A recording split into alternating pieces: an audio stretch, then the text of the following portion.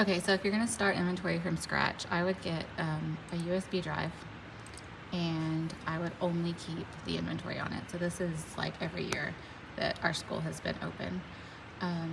Each year, once the teacher fills out the paperwork and gives it back to me, I edit their file and then I resave it in the next year's folder. So at the end of this year's inventory, like after it goes out in April and I get it back and redone, I will have the 25-26 folder in April. So every year when I resave it, I add an X, and then next year I won't have the X.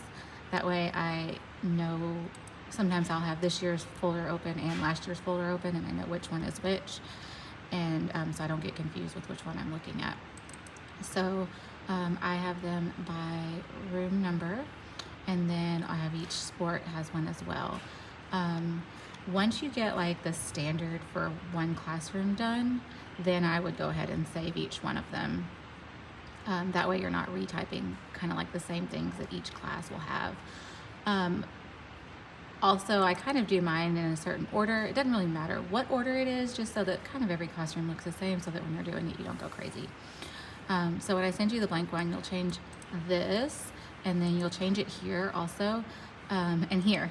Because mine came from Whitthorne, sometimes some of my classrooms still have this because I didn't change it to begin with. Classroom number, classroom name. So I always put the phone first, and then their screens, and then their laptop and their document camera, and then this is all of the furniture type stuff. Most teachers only have that one page, and then they have a couple other ones that some teachers have. So like if I go into Miss Roller is our ELL teacher, so she has our ELL equipment, and so it's all on here as well, and it's all in Destiny by these serial numbers. And so if you can get this part done, then you can just add all of this stuff into Destiny at another time. But you could start by adding the phones into Destiny if you wanted to. That wouldn't be hard. And the phones are not gonna move classrooms anymore. So instead of checking it out to Miss Roller, I would check that phone out to room 1330. And I will show you how to do that too at another time.